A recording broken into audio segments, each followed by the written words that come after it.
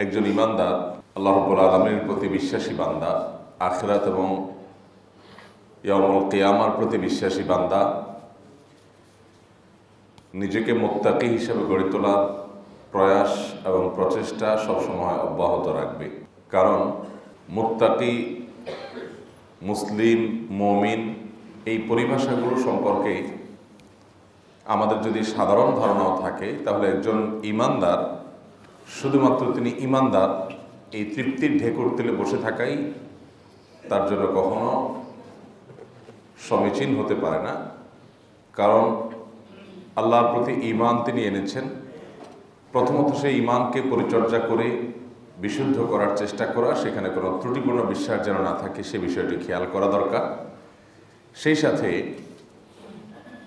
ইসলামের যত আদেশ নিষেধ আছে কোরআনে এবং নবী করিম সাল্লাল্লাহু আলাইহি ওয়াসাল্লামের সুন্নাতে যা বর্ণিত হয়েছে, আমাদের কল্যাণেই আমাদের মহান সৃষ্টিকর্তা যে সকল দিক এবং নির্দেশনা দিয়েছেন সেগুলো নিজের জীবনে বাস্তবায়ন করার মাধ্যমে একজন মানুষ আফার ক্লাসের মুসলিম তথা মুত্তাকি হতে পারে।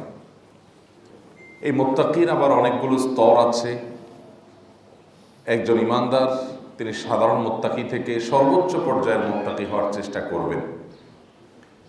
একেবারে সাধারণ স্তরের মুত্তাকি হলো যিনি সকল হারাম এবং নিষিদ্ধ কাজ থেকে নিজেকে বাঁচিয়ে রাখেন, আল্লাহর সকল আদেশগুলোকে মেনে চলেন, মোটা মোটা বিষয়গুলো থেকে নিজেকে বাঁচিয়ে রাখেন, কাবিরা গুনাহগুলো থেকে নিজেকে বিরত রাখেন। এটা হলো তাকওয়ার একেবারে প্রথম স্তর। প্রথম শ্রেণীর মুত্তাকিদের বৈশিষ্ট্য হবে এটি যে তারা সব ধরনের মোটা দাগে হারাম কাজগুলো থেকে বেঁচে থাকে। শিরক করে না, জেনা করে না, দুর্নীতি করে না, হারাম উপার্জন করে না, মানুষের গীবত শিকায়েত করে না, মানুষের ক্ষতি করে না, নামাজ তরক করে না। এভাবে সব মৌলিক কাজগুলো, ফরজ কাজগুলো করে এবং হারাম কাজগুলো থেকে বেঁচে থাকে। এটা হলো মুত্তাকিদের একেবারে সাধারণ স্তর, নর্মাল লেভেল। মুত্তাকিদের আরেকটু আফাল লেভেল আছে, সেটা হলো যে হারাম কোনো কাজ তো করবেই না, ফরজ কাজগুলো তো করবেই, সেই সাথে সুন্নাহ এবং নফল কাজগুলো খুঁটে খুঁটে করবে, সেগুলো ছাড়বে না। এবং যে কাজ করলে সরাসরি হারাম হবে না, মাকরুহ হবে, অপছন্দনীয়, ইসলাম পছন্দ করে না, সে ধরনের কাজ থেকে নিজেকে বাঁচিয়ে রাখবে। এটা তো আর হারাম না এ কথা বলে না। ইসলামের যে চেতনা, কোরআন এবং সুন্নাহর যে মৌলিক দিক নির্দেশনা, সেটার আলোকে এই কাজটা করাটা উচিত কি অনুচিত, ভালো কি মন্দ, সরাসরি নিষিদ্ধ কিংবা অনুমোদিত এরকম না।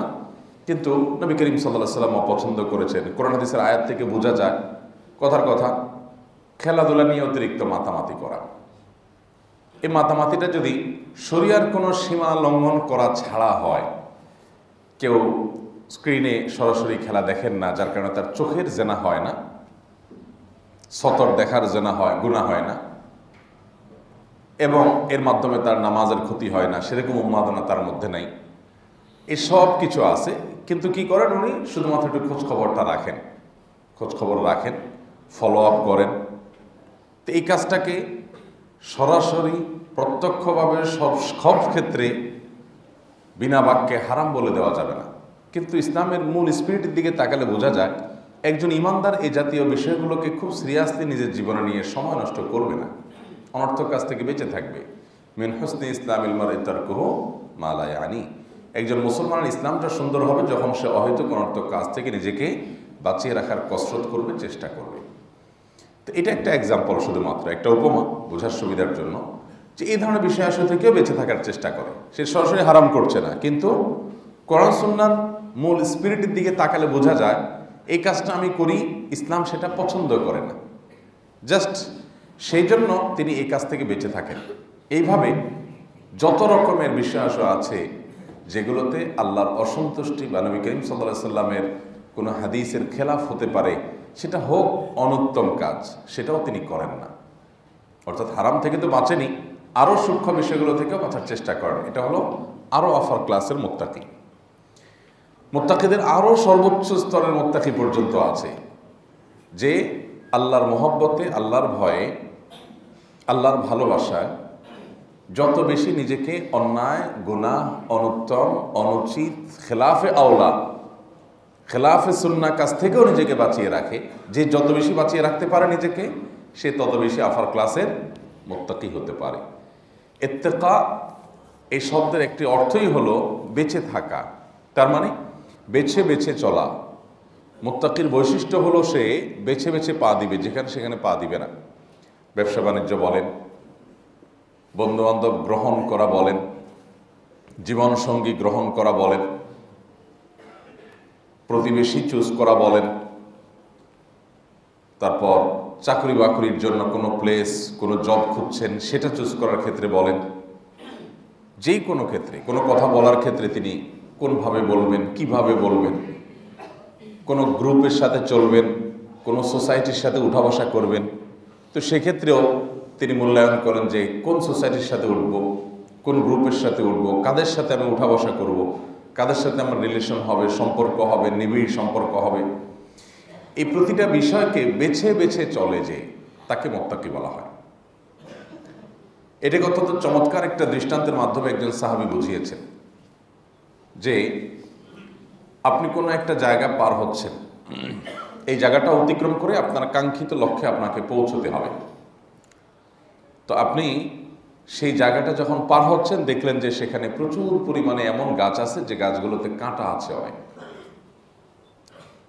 এবং এই কাঁটাদার গাছগুলো যেই জায়গাতে আছে পুরো এলাকা জুড়ে অনেকগুলো কাঁটা গাছ ছাড়া কিছু নেই সেখানে।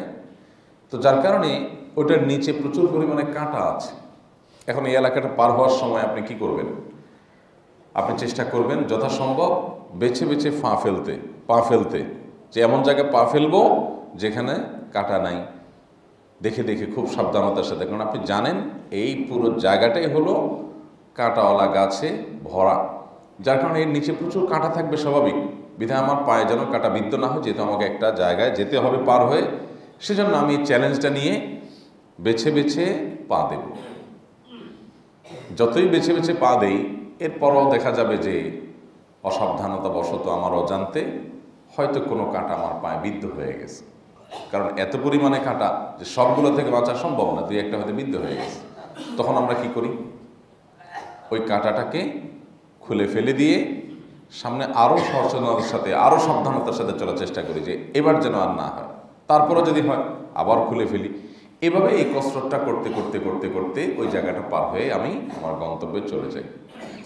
তো সাহাবী তাকওয়া বোঝাবার জন্য এই দৃষ্টান্তটা দিয়ে বলেছেন যে আমাদের এই পুরো জীবনে আল্লাহ তাআলা অসংখ্য কাঁটা দিয়ে রেখেছেন।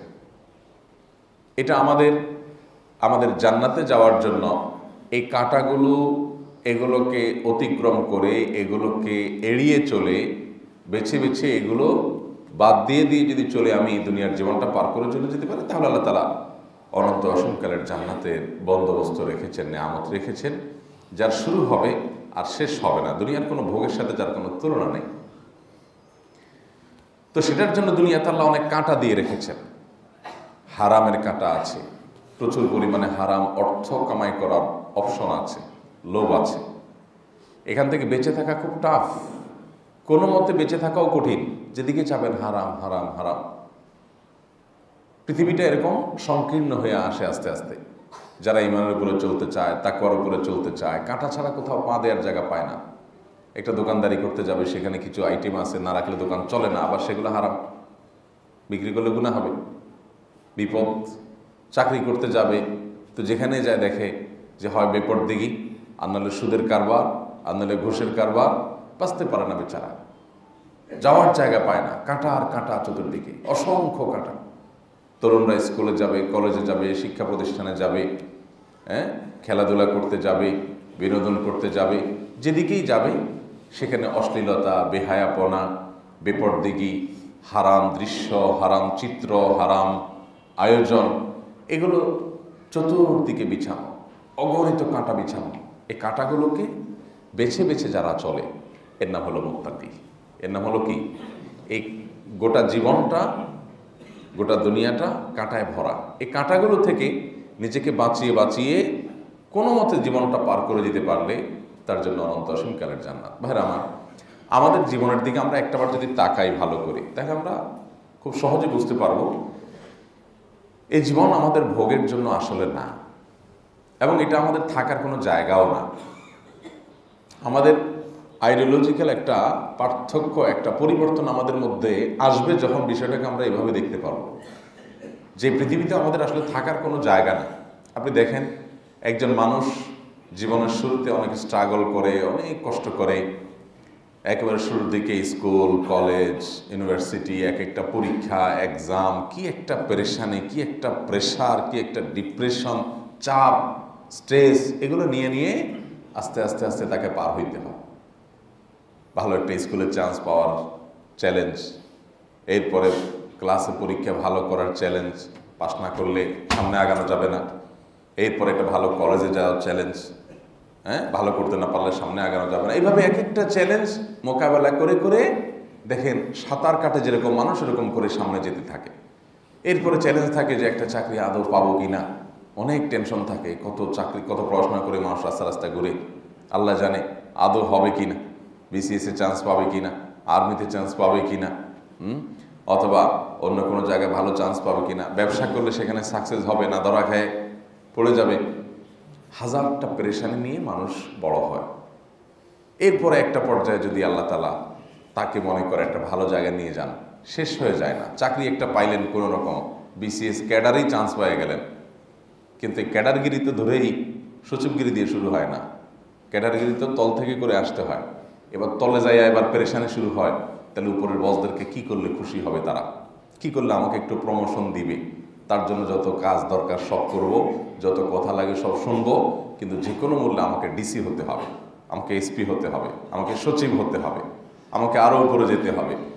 এই চ্যালেঞ্জ নিয়ে বেচারা আরও প্রেশার নিয়ে বড় হতে থাকে। খেয়াল করেন, তাহলে ছাত্র জীবনের প্রেশার, কর্মজীবনে ঢোকার প্রেশার, ঢোকার পরে সেখানে এস্টাবলিশড হওয়া, একটা জায়গায় যাওয়ার জন্য প্রেশার, এই প্রেশারে কিন্তু দৌড়ের উপরে থাকে।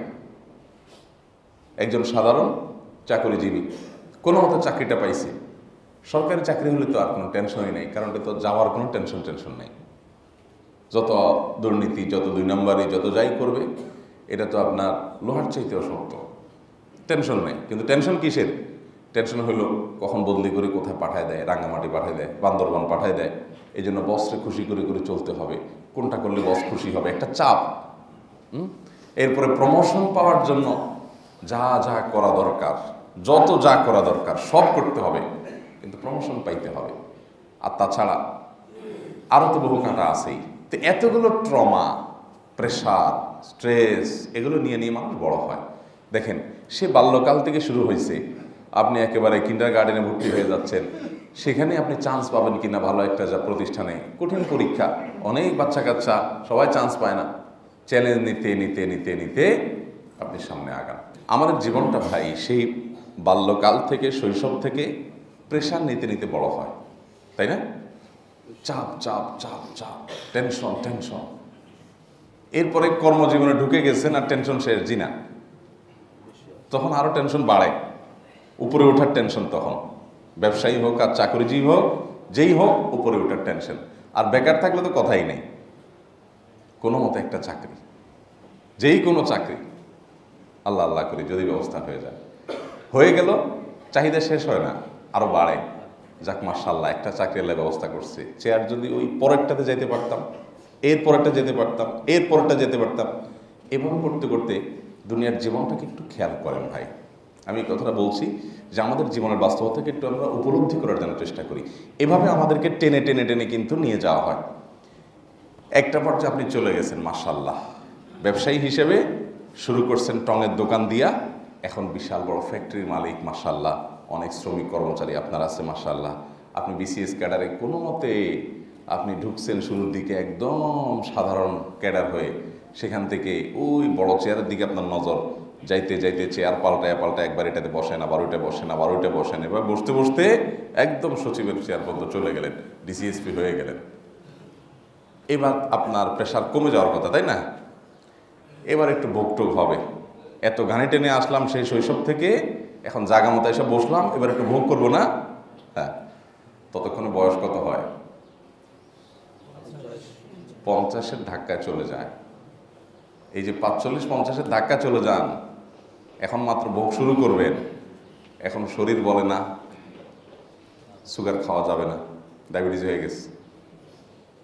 তারপর গোশতটা একটু মন মতো খাবো, না না বেশি খাওয়া যাবে না, কারণ কোলেস্ট্রল বেড়ে যাবে।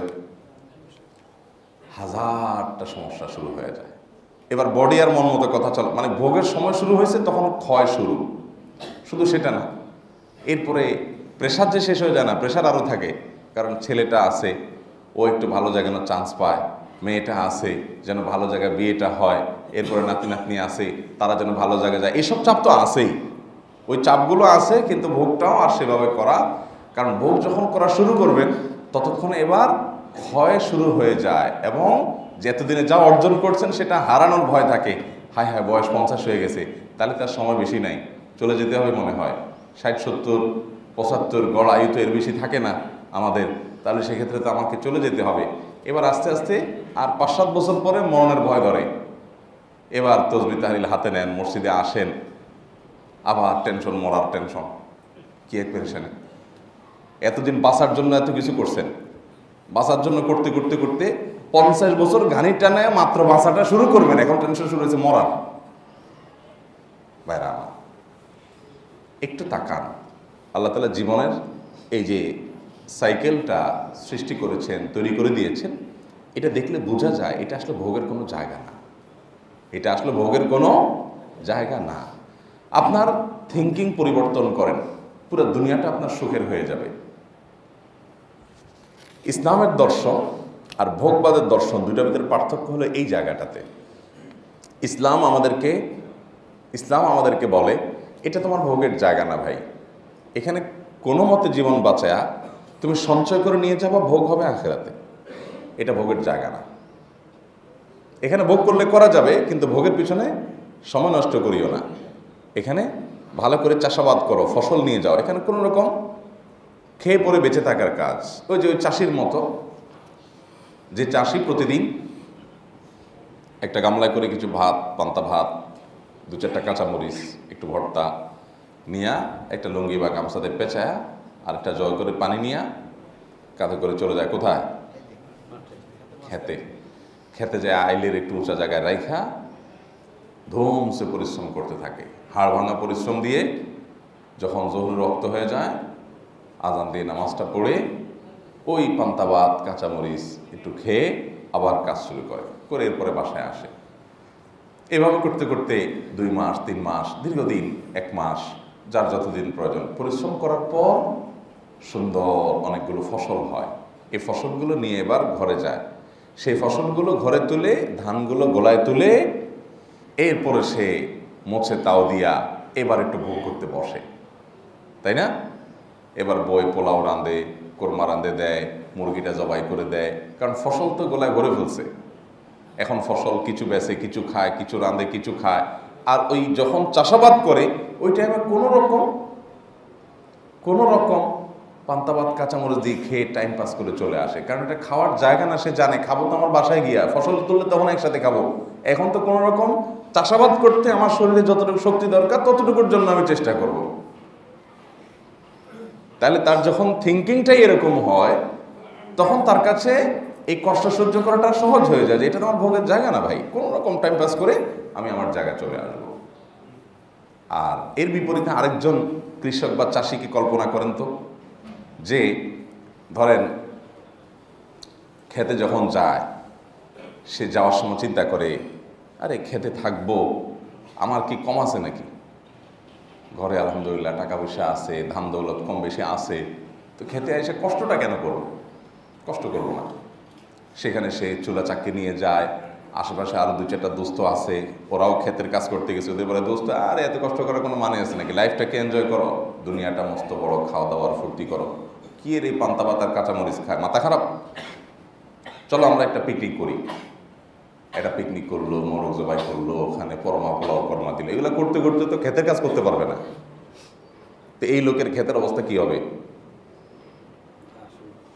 ঘাস হবে সব, ফসল তো হবে না, সব আগাছা ভরে দেবে, তাই না? এই লোক মৌসুম এবং সিজন শেষে যখন বাড়িতে ফেরত আসতে হবে, সবাই তো ফসল ঘরে তুলছে, এখন ধরেন বন্যার পানিতে বিল ডুবে গেছে, এখন তার আর খেতে ফসল টসল তো তেমন কিছু হয় নাই, কারণ তো পিকনিক করছে সারাদিন, ক্ষেত তো কাজ করতে পারে নাই। এবার আসার পর বাড়িতে কি হবে? বউ ছেলে মেয়ে সবগুলো মুগুর দিয়ে দৌড়ানি দিবি, ঠিক না? তোমাদের এখানে পাঠানো হয়েছে ক্ষেতের কাজ করার জন্য, তুমি যে ফুর্তি ফার্তা করে টোরে মূল কাজ কিছুই করো নাই, এখন খালি হাতে ফিরে আসো, আসো, মায়ের একটাও নিচে পড়বে না। আর যারা কষ্ট করবে, পরিশ্রম করবে, ওখানে কোনো মতে জীবন পার করে দিয়ে তার ফসল ঘরে তোলার জন্য আপ্রাণ চেষ্টা করবে, এই লোকগুলো বাড়িতে আসার পর বউ তাড়াতাড়ি বদনা করতে পানি আগায় দিবে, হ্যাঁ, ছেলে গামছাটা লুঙ্গিটা আগায় দিবে, আব্বা তাড়াতাড়ি ফ্রেশ হয়ে নেন, হ্যাঁ, মেয়ে তাড়াতাড়ি খাবার প্লেটটা আগায় দিবে, আব্বা একটু খেয়ে নেন। তার এখন ভোগ শুরু হয়ে গেছে, কারণ সে ত্যাগ করেছে, এখন তার ভোগ শুরু। আর ত্যাগের সময় যে ভোগের পিছনে ব্যস্ত হয়ে থাকে, ওই কপাল পড়া, ওখানে একটু ফুর্তি ফার্তা করে হালকা একটু মজা টজা পায়, আইলের মধ্যে আর কি মজা পাবে, যা একটু পাইলো আর কি। কিন্তু বাড়িতে আসার পর যখন সবাই ভোগ করবে, ফসল তুলে, তখন তার মায়ের শুরু, তখন তার মায়ের শুরু। ভাইরা আমার, পুরো জীবনটাকে আপনি এই উপমার সাথে এবার মেলান। আল্লাহ তাআলা পৃথিবীতে পাঠাইছেন, দেখতে দেখতে এই সময়টা পার হয়ে যাবে। পুরো জীবনটা হলো শস্য ক্ষেতের মতো। এখানে এসে আমরা আমাদের ফসল গোলায় তুলব, মিজানের পাল্লায় পাঠাবো, নেকামলে লিনে ওঠার জন্য পাঠাবো, এগুলো সবগুলো করে করে আমরা জমাতে থাকবো। বেঁচে থাকার জন্য চাকরি দরকার, বেঁচে থাকার জন্য ব্যবসা দরকার, বেঁচে থাকার জন্য খাওয়া দরকার, পড়া দরকার, এগুলো সব করব এবং এগুলো করে আমি চলে যাব মূলত আল্লাহর কাছে। সেখানে গিয়ে এবার যাওয়ার সাথে সাথে ওই যে চাষিকে যেরকম বউ ছেলে মেয়ে সবাই গামছা দেয় আগায়া, পানি দেয় আগায়া, আপনার দুনিয়ার জীবন শেষে যখন কবরে যাবেন, আল্লাহর ফেরেশতারা আপনার জন্য জান্নাতের সাথে কানেকশন করে দিবে, নেয়ামত আপনার সামনে উপস্থাপন করবে, আপনার ভোগ শুরু হয়ে যাবে। আর যদি দুনিয়ার জীবনে বলেন না, দুনিয়াটা মস্ত বড় খাওয়া দাওয়া ফুর্তি করে, দুধ রাখি এর তো হালাল হারাম, তো করেন, কেউ বাধা দিবে না। আল্লাহ তাআলা এসে খপ করে আপনার হাত ধরবেন, আল্লাহ ছেড়ে দিয়ে রাখছে। ইন্নামা নুমলি লাহুম, আল্লাহ বলেছেন আমি ছাড় দিয়ে রাখি মানুষদেরকে, যা পৌঁছায় করো, কিচ্ছু বলা হবে না। এটা পরীক্ষার হল, পরীক্ষার হলে খাতায় কি লিখবেন, স্যারের 14 গোষ্ঠীর নাম ধরে গালি লেখেন, কিচ্ছু অসুবিধা নেই, স্যার কিচ্ছু বলবে না, বলবে চান্দু লেখো, দেখা হবে সময় মতো, এখন কিচ্ছু বলা হবে না। আল্লাহ তাআলা কিচ্ছু বলবেন না, যা খুশি করেন। ভাইরা আমার, এরপরে যখন এই ক্ষেতের কাজ শেষ করে বাড়িতে যাবেন ফিরে, আমাদের বাড়ি কোনটা? জান্নাত। আমাদের বাবা আদম আলাইহিস সালাম কোথায় ছিল? ওইটা আমাদের বাপের বাড়ি, এটার শ্বশুর বাড়ি বলতে পারে। শ্বশুর বাড়ি বললে ভুল হবে, এটা ক্ষেত আর কি, বাড়ির থেকে বের করে আল্লাহ তাআলা খেতে পাঠাইছেন। আদম আলাইহিস সালাম আমাদের বাপ, আমাদের বাপ ছিল জান্নাতে, তাহলে ওইটা আমাদের আদি বাড়ি, বাপের বাড়ি। ওই বাপের বাড়িতে এখন খেতে আসছি, ক্ষেত থেকে আবার বাপের বাড়িতে যাওয়ার যুদ্ধ সংগ্রাম, তাই না? তো এই বাপের বাড়িতে যে যাবেন, বাপের বাড়িতে যাইয়া জাটার বাড়ি খাবেন না ফুলের মালা দিয়া ওয়েলকাম পাবেন, এটা নির্ভর করবে আপনার এই ক্ষেতের কাজ অনুযায়ী। ওই যে একটু আগে যে এক্সাম্পল দিলাম ওটা মিলাই না। ভাইরা আমার, এই জন্য ইসলাম এবং ভোগবাদ, এই দুই দর্শনের মধ্যে এখানে পার্থক্য হয়ে যায়। ভোগবাদ বলে কি, ঠিক আছে খাবার, এটাকে বিভিন্নভাবে একটু ট্রাই করে দেখো, এমনি করে দেখি কেমন হয়, অমনি করে দেখি কেমন হয়, এইভাবে দেখি কেমন হয়। ওই যে দেখেন না ক্যাপের কিছু ক্যাপ আছে না, ওই যে সানসেটওয়ালা বারিন্দাওয়ালা ক্যাপ আছে না, এগুলো সামনের দিয়ে দেখে কেমন হয়, এরপর একটু সাইড দিয়ে দেয় কিছুদিন, দেখি এই সাইডে এগুলো কেমন হয়, আবার পিছনে দেয় ওই সাইডে দিলে কেমন হয়। হ্যাঁ, প্যান্ট একবার টাকনুর নিচে পরে দেখি কেমন হয়, আবার একদম উদাম উলাঙ্গ হইয়া শর্টে চলে যায়, দেখি কেমন হয়। এখন এটা স্টাইল চলতেছে, করে দেখি, মানে যত রকম করা যায় সব, কারণ ভোগ তো উদ্দেশ্য হলো ভোগ, এমনি ভোগ করো, অমনে ভোগ করো, এভাবে করো, ওইভাবে করো, অস্থির। আর ইমানদার যে আখিরাতে বিশ্বাসী, তার এখানে পেরেশানি নেই। আলহামদুলিল্লাহ, খাওয়া পড়া দরকার আছে, হ্যাঁ, যৌন আকাঙ্ক্ষা আল্লাহ মানুষের মধ্যে দিয়ে রাখছেন, এগুলোকে বৈধভাবে প্রয়োজন পূরণ করার জন্য করে দুনিয়া থেকে পার করে চলে যাওয়া, এটা ভোগের জায়গা না। দুনিয়া যদি ভোগের জায়গা হতো, নবী করিম সাল্লাল্লাহু আলাইহি সাল্লাম একটা হাদিস শুনেন ভাই, দুনিয়াটা সারা পৃথিবীতে যা কিছু আছে এ সব কিছু যদি একটি মাছির ডানার সমপরিমাণ হতো, একটা মাছি ক্ষুদ্রাতি ক্ষুদ্র একটা সৃষ্টি আল্লাহ। এই একটা সৃষ্টির দুইটা ডানাও না, একটা ডানার সমপরিমাণও যদি বা ডানার সমপরিমাণও যদি এই গোটা পৃথিবীর সব কিছুর মূল্য আল্লাহর কাছে হতো, তাহলে আল্লাহর প্রতি অবিশ্বাসী কাফিরদেরকে এক ঢোক পানিও আল্লাহ তাআলা গিলতে দিতেন না। এটার কোনো মূল্য আল্লাহ তাআলার কাছে নাই, এটা ভোগের জায়গাই না। পুরো জীবন সব ভোগ করে যদি কেউ একেবারে ভোগের সব শেষ করে চলে যায়, কিচ্ছু আসা যায় না। আসল জীবন পুরোটাই সামনে পড়ে আছে, এটা নকল, এটা ডামি। সেখানে সে কি পাচ্ছে সেটা হলো দেখার বিষয়। একটা হাদিসে আসছে নবী সাল্লাল্লাহু আলাইহি ওয়াসাল্লাম বলেছেন, দুনিয়ার জীবনে একটা মানুষ কখনো দুঃখের দেখা পায় নাই মনে করেন, সারা জীবন শুধু সুখেই ছিল, চিরসুখী। এই লোকটাকে জাহান্নামের চারপাশে যদি একটা চক্কর দেওয়ানো হবে, সে ভুলে যাবে যে পৃথিবীতে ভোগ বলতে কোনো জিনিস সে কখনো করেছে, এটার কষ্টের কারণে এবং কষ্ট অবলোকন করার পর। মোহতারাম হাজরিন, এই জন্য আপনি দেখবেন আল্লাহর যত নবী রাসূল ছিলেন, আল্লাহর যত প্রিয় মানুষ ছিলেন, তাদেরকে আল্লাহ তাআলা দুনিয়াতে কোনো রকম কষ্টে মষ্টে পার করে নিয়ে গেছে। মানে তারা পার হয়ে গেছেন কষ্টে মষ্টে, আল্লাহ তাআলা এইভাবে তাদেরকে পার করেছেন। আপনি দেখেন তো আমাদের নবী করিম সাল্লাল্লাহু আলাইহি ওয়াসাল্লামের জীবনে আমরা এখন কত ভোগ করি, তথ্য প্রযুক্তির উন্নতি, টেকনোলজির উন্নতির যুগে আমরা কত ভোগ করি বলেন। আমরা এখন এটিএম কার্ড দেই আর টিপ দেই, ফরফরায় টাকা বাইরে চলে আসে। আর সেই কারণের সম্পদ রাখার জন্য অনেক ঘরে ঢুকায়া তালা মেরে বড় বড় চাবিগুলা বহন করার জন্য আবার ওঁটের পিঠে করে নিয়ে ঘুরে বেড়াইতে হতো। চিন্তা করেন, কারণ সেই বেচারা ওখান থেকে সোনা দানা স্বর্ণ মুদ্রা টাকা পয়সা বাইর করতে হইলেও কত হ্যাসেল করতে হতো, আর আমরা এটিএম কার্ড দিয়ে টিপ দিলে বাইর হয়ে যায়। কারণ তখনকার যুগের রাজা হইয়া মহারাজা হইয়া যে ভোগ না করছে, এখন আমরা গরিব মানুষ হয়ে ভোগ করতে পারি, ঠিক না? এরপর আপনার এক সময়ের রাজা বাচ্চারা নিজেরে গরমের কষ্ট থেকে বাঁচানোর জন্য ইয়া বড় একটা পাখা বানাইয়া বড় বড় সুটাম দেখি দুইজন ফলোয়ান টাইপের মানুষ রাইখা টিভিতে নানা বাতাস করা লাগতো, ঠিক না?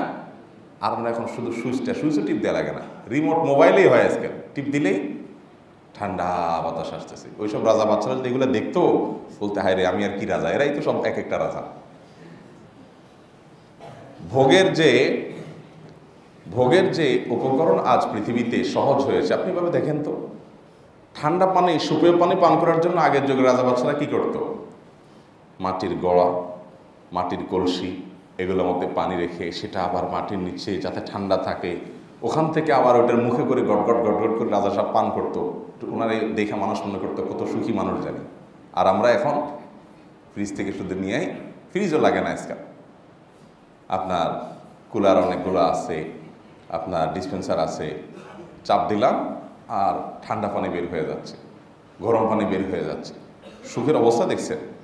সফর করতে তো আগের যুগের রাজা বাচ্চারা ঘোড়ার উপরে ওঠে আর ঘোড়ায় বসতে খুব শান্তি লাগে মনে হয়। আমি চড়ছি, যারা চড়ছেন তারা টের পাইছেন। ঘোড়ার পিঠের উপর উঠছেন কখনো? হায় হায়, বসে থাকেই তো দায়, সুখ করা তো পরের কথা। আমি কয়েকদিন আগে কক্সবাজার গেছি, আমাকে কয়েকজনে পাম্পট্টি দিয়ে উঠেছে, কয়েকটি উঠেন। উঠার পরে আমি বুঝলাম যে এরা শত্রুতা উদ্ধার করতে চাইছে আমার থেকে। তাহলে এইটার উপরে পাম্পট্টি দিয়ে উঠার কিছু হলো? আরে পড়ে যায়, বারবার করে পড়ে যায়, 500 জন মিলে ধরে, মানুষজন যাওয়ার অবস্থা করতে একে ছবি তোলে, কি একটা ফ্যাসাদ। তো এই ছিল তখনকার ভোগ, যে বসে থাকাটাই দায় যেখানে, সেটা হলো তাদের বিশাল বড় বাহন। আর আমরা এখন বাহ, মার্সিডিজ আর বিএমডাব্লিউ দরকার নাই, টয়োটা করল্লাই হোক না, দরজাটা খুললে বসে গায়ে দিলেন, এসিটা চালাই দিলেন, হনহনায় চলে গেলেন, কি শান্তি, তাই না ভাইরা আমার? পৃথিবীর বয়স যত বাড়বে, পৃথিবী যত সামনের দিকে আগাবে, এই ভোগবাদটা এমন একটা পর্যায়ে চলে যাবে, মানুষ আল্লাহকে অস্বীকার করবে, আখিরাতকে অস্বীকার করবে, ইমানদাররা বেঈমান হবে, মুসলমানের ঘরে কাফিরের জন্ম হবে। এখনই আমরা যে জায়গায় আছি দাঁড়িয়ে, আমাদের তরুণ প্রজন্ম আল্লাহকে স্বীকার করতে অনেক ইতস্ত বোধ করে। আরে সবই তো বিজ্ঞান সায়েন্স পারে, তো আবার কি? দাজ্জাল আসবে, গোটা পৃথিবী তার ক্যাপচারে থাকবে, তার সুইচে সব কিছু হবে, তার সুইচে সব কিছু কন্ট্রোল হবে, তার হাতে সব কিছু হবে। সে যাকে দিবে সে খাবে, যাকে দিবে না সে খাবে না। সে বাঁচাবে, সে মারবে, মরা মানুষকে জীবিত করে ফেলবে, জীবিত মানুষকে মেরে ফেলবে। এসব মিরাকল এখন সায়েন্স আর টেকনোলজি কি করছে, কদ্দুর আপনারা অবাক করছে, সে আরো বেশি করবে, সেই দিকে যাচ্ছে পৃথিবী। তখন দলে দলে মানুষ তার পেছনে ছুটবে, যারে এই তো পেয়ে গেছি আলাদিনের চেরাগ, এই তো সব। এবং সে বলবে, তোমরা আল্লাহর নাম শুনে আসছো না সারা জীবন, আমি সে আল্লাহ, দেখো আমার কাছে সব।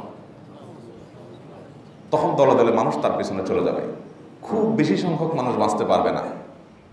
জটিল একটা পরিস্থিতি। ইমানদার, নামাজি, দিনদার ধোঁয়াশার মধ্যে পড়ে যাবে। তাই তো বিশেষ করে হাদিসের ভিতরে নবী করিম সাল্লাল্লাহু আলাইহি ওয়াসাল্লাম বিভিন্ন ভবিষ্যৎবাণী আল্লাহর কাছ থেকে প্রাপ্ত ওহীর আলোকে তিনি যেগুলো দিয়েছেন, সেটি হলো যে দাজ্জালের অনুসারীদের ভিতরে নারীদের সংখ্যা অনেক বেশি হবে এবং এত দ্রুততার সাথে তারা তার পিছে যাবে যে অনেক মুসলিম পরিবারের পুরুষরা তাদের মেয়েদেরকে, বোনকে, মাকে, স্ত্রীকে বেঁধে রেখে খাটের সাথে আটকা রাখতে পারবে না, কঠিন হয়ে যাবে, এটাও জটিল হয়ে যাবে, বেঁধে রাখতে হবে।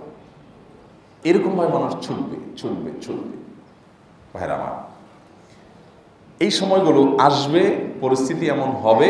নবী করিম সাল্লাল্লাহু আলাইহি সাল্লাম এবং তিনি একা না, যত নবী পৃথিবীতে এসেছেন সকল নবীরা হাজার হাজার হাজার হাজার বছর ধরে এই কথাগুলো বলে আসছেন।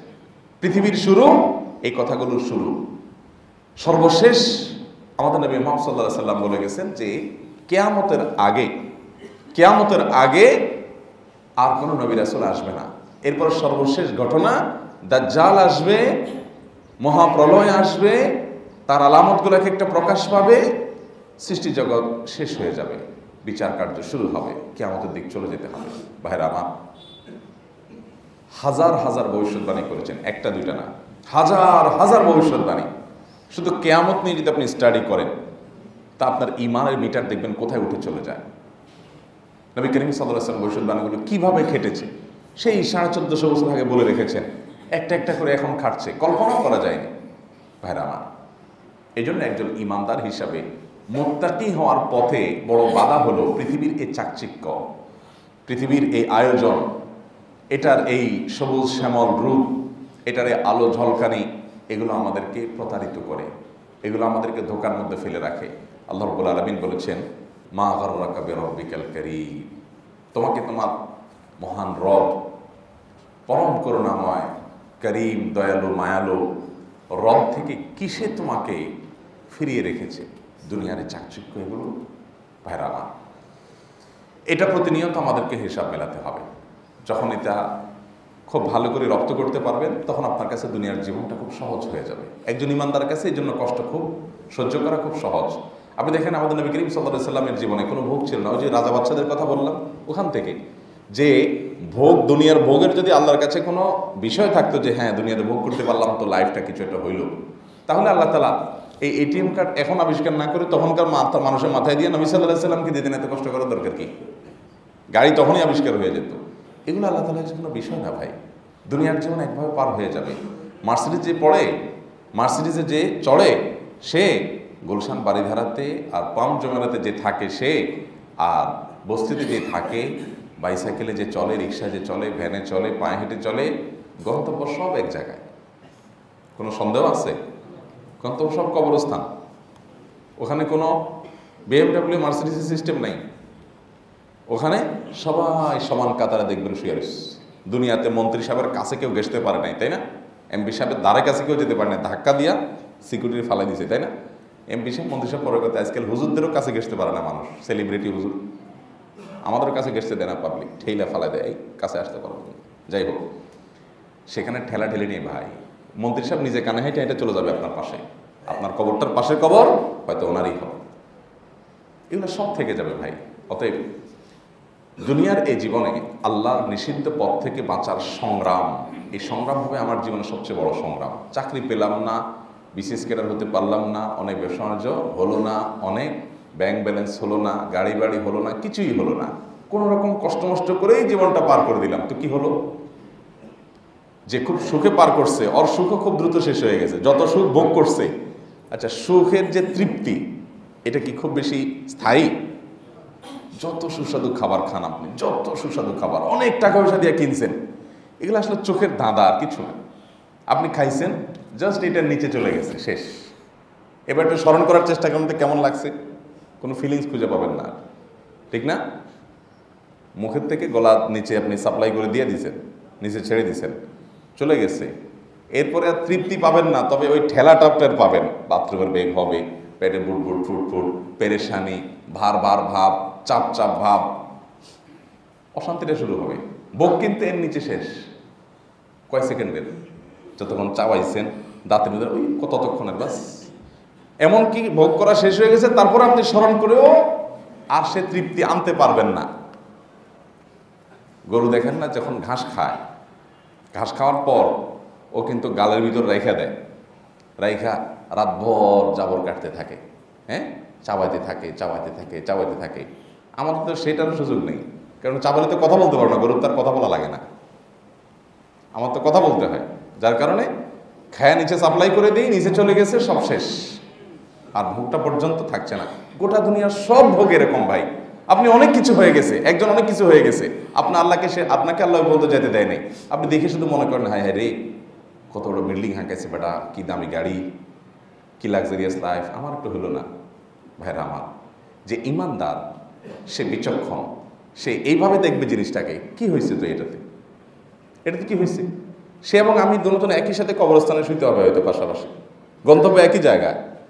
আর এই ভোগের যদি 2 পয়সা কোনো ভ্যালু থাকতো, তো আল্লাহ তাআলা তার নবী রাসূলদেরকে এত কষ্ট দিতেন না, তারাই এত অনেক ভোগ করতো, অনেক কষ্ট করে তাদের জীবন পার করেছে। বিধায় ইমানদারের কাছে এগুলো কোনো বিষয় না। আমাদের কাছে অনেকে অভিযোগ করে, ভাই এত চেষ্টা করি চাকরিটা হয় না, এত চেষ্টা করি ব্যবসা উন্নতি নাই, এত চেষ্টা করি তবু অশান্তি দূর হয় না, বিপদ দূর হয় না। ভাইরা আমার, নবী করিম সাল্লাল্লাহু আলাইহি ওয়াসাল্লাম বলেছেন যে ইন্নাল্লাহা ইযা আহাব্বা কওমান ইবতালাহুম, আল্লাহ যখন কোনো সম্প্রদায়কে, কোনো মানুষকে আল্লাহ তাআলা যখন ভালোবাসেন, কোনো মানুষকে আল্লাহ যখন পছন্দ করেন, ইবতালাহুম, তখন আল্লাহ তাআলা তাদেরকে পরীক্ষায় ফেলেন, তাদেরকে কষ্ট দেন, তাদেরকে পেরেশানির মধ্যে ফেলেন। এটা আল্লাহ তাআলা প্রিয় বান্দাদেরকে আল্লাহ তাআলা করেন। বিধান ইমানদারের বিচলিত হওয়ার কোনো কারণ নাই। আল্লাহর নিষিদ্ধ বস্তু থেকে বাঁচা, মুত্তাকি হওয়া, এই চ্যালেঞ্জটাকে সারা জীবন এটাকে জয় করার চেষ্টা করে দুনিয়ার জীবনটাকে পার করে দিতে হবে। আল্লাহ তাআলা আমাদের সবাইকে মুত্তাকিদের সর্বোচ্চ লেভেলে যাওয়ার তৌফিক দান করুন।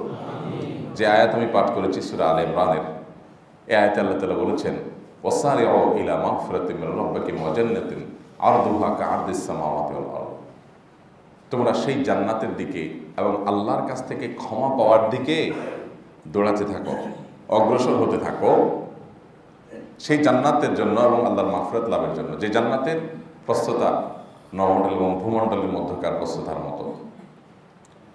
এবং এই জান্নাত আল্লাহ তাআলা তৈরি করেছেন লিল মুত্তাকিন, মুত্তাকিদের জন্য। ওই যে বেছে বেছে যারা চলে, বেছে বেছে যারা চলে, ভোগ তাদের উদ্দেশ্য না, তারা এখানে বেছে বেছে চলে, এটা ভোগের জায়গা না। ওই ভোগের জায়গাগুলোকে অনেক সময় তারা ছেড়ে দেয় আল্লাহকে খুশি করার জন্য, করে করে সামনে অগ্রসর হতে থাকে। আল্লাহ তাআলা আমাদেরকে মুত্তাকিদের সর্বোচ্চ কাতারে যাওয়ার তৌফিক দান করুন, সর্বোচ্চ লেভেলের মুত্তাকি হওয়ার তৌফিক দান করুন। ভোগে তো অনেক মজা আছে ভাই, আমরা সবাই বুঝি, বাচ্চা পোলাপাইনও বুঝে, ত্যাগেও কিছু মজা আছে, একটু করে দেখেন। আল্লাহর জন্য স্যাক্রিফাইস, ছাড় দিলেন, নিলাম না, ঘুষের টাকা নিলাম না, সুদের কারবার করলাম না, ওই বড় চেয়ারে প্রমোশনটা নিলাম না, নিতে গেলে অকাম করা লাগবে, আকাম করা লাগবে, করলাম না। আল্লাহকে খুশি করার জন্য ছাড় দেন, একটু নিচে পড়ে থাকেন, একটু চাপাচাপিতে থাকেন, একটু প্রেশারের মধ্যে থাকেন। এই যে ত্যাগ করলেন, এটার একটা মজা আছে। এই মজাটা অবর্ণনীয়। এই মজাটা কখনো যাবে না, সারা জীবন আপনার মধ্যে ফিলটা কাজ করবে যে আলহামদুলিল্লাহ সৎ ছিলাম, অন্যায় করি নাই, হারামে যাই নাই, আল্লাহর ভয়ে, বিল্ডিং বড় হয় নাই, গাড়ি চকচকা হয় নাই, অনেক কিছু হয় নাই, কিন্তু আল্লাহ তাআলা হেফাজত করেছেন, আমি সৎ পথে ছিলাম। এটা যে তৃপ্তিটা, এটা আপনি এনজয় করবেন দুনিয়াতে, আখিরাতে তো অনেক পরে। আর যারা চুরি ডাকাতি 2 নম্বরে ছেঁচড়ামি করে করে এগুলো করে, আপনি দেখতেছেন অনেক সুখে আছে না, আপনি অনেক সুখে আছে মনে করেন, আপনি হাজি সাহেব বলে আসসালামু আলাইকুম লম্বা সালাম দেন, আর ওই বেটা নিজে চিন্তা করে যে আমি যে কত বড় ডাকাত, কত মানুষের রক্ত চুষে এগুলো বানাইছি, কত নম্বরের চোর, কত নম্বরের দুর্নীতিবাজ, কত নম্বরের অসভ্য লম্পট, আমারটা তো আমি জানি, এর লম্বা লম্বা সালাম দেয় আমারে। ওর ভিতরে, বেচারার ভিতরে অপরাধ বোধের অদৃশ্য দাহন জ্বালা আছে, একটা জ্বালা, এই জ্বালাতে সে জ্বলতে থাকে। পোলাপান ফুর্তি ফার্তা করে, বাপের জিনিসপত্র দিয়ে ভাবসাব নিয়ে চলে, নাতিপুতিটা ভাবসাব নিয়ে চলে, আর বুড়া ওই বেচারা ভিতরে জ্বলে পড়ে শেষ হয়ে যায়। এরকম বহু বুড়া মুরব্বীরা আমাদের কাছে আসে, আয়সা বলে, বাবারে পোলাপানে ফুর্তি দেখলে ভিতরে আগুন জ্বলে, কারণ সারা জীবন চুরি ডাকাতি করে এগুলো করছি, মানুষের হক মেরে করছি, এগুলো তোদেরকে বলতেও পারি না। ওরা তো মনে করে আমাদের বাপের টাকা পয়সা, আমরা ফুর্তি ফার্তা করবো, এলাকাতে ভাব চক্কর নিয়ে চলবো। দিন শেষে আমি তো চোর, ডাকাত, খুনি, আমি তো মানুষের রক্ত চোষা, এটা তো আমি জানি। আমার ওই দৃশ্যগুলো তো চোখের সামনে ভাসে। একবার একজন টিওনো সম্ভবত রাজার ম্যাজিস্ট্রেট ভদ্রলোক আমাকে বলতেছিলেন যে একটা রায় আমার হাতে আসলো এবং এই রায়টাকে আমি অন্যায়ভাবে ঘুরাই দিলে একটা লোক বেঁচে যায়, তো তাকে শর্ত দিলাম এত টাকা লাগবে। স্যার 1 টাকাও নাই, গ্রামের গরিব মানুষ। জেলার নাম তো আমাকে বলছে, আমি বললাম না, নিজের কথা নিজে বলছেন। আল্লাহ তাকে হেদায়েত দিয়েছেন, এখন তওবা করে ফেরত এসছেন, আল্লাহ মাফ করো। তখন তিনি বলছেন যে ওই ভদ্রলোক, তার কোনো টাকা পয়সা নাই। বললাম তাহলে রক্ষা নাই, রায় হয়ে যাবে। তখন বেচারা জমি জমা বিক্রি করে সব টাকা এনে আমার হাতে দিছে। তখন আল্লাহর ভয় ছিল না, দিলাম রায় ঘুরাই দিয়া, তারে বাঁচায় দিলাম, টাকার বান্ডেল নিয়ে চলে আসলাম, ঢাকা শহরে জমি কিনলাম। আমার এখন বহুত বাড়ি অনেক জায়গায় আমার বাড়ি আছে। তো আমি এই বাড়িগুলা কদিন পর পর মাদ্রাসা করি, দান করে দেই, মালিকের খুঁজে পাওয়া কঠিন, দিয়ে দিয়ে বাঁচার চেষ্টা করি। পোলাপান শুধু আমার ডিস্টার্ব করে, আরে বাবা দান সবাই করে, এরকম দান করে নাকি গোটা বাড়ি ধরে দিয়ে দিচ্ছ, তুমি গোটা জায়গা ধরে দিয়ে দিচ্ছ। পূর্বাচলে একটা জায়গা দিচ্ছে আমাকে, ওই এক যার কথা বলতেছি সে দিয়ে বলছে হুজুর মাদ্রাসা করেন। আমি বললাম আমার টাইম নেই, আমি আরেক আলেমকে আইনা দিয়ে দিলাম, ভাই আপনি করেন। এখন আলহামদুলিল্লাহ ওখানে অনেক বড় মাদ্রাসা হয়েছে, আমার খুব কাছের মানুষ, মহব্বত করেন।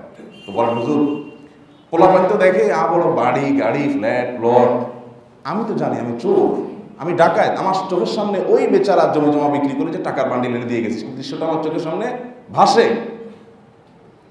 তখন তো আমার এই খানা ঢোকে না ভিতরে, পুরা ভেতরটা মনে হচ্ছে বমি করে বের করে দেই।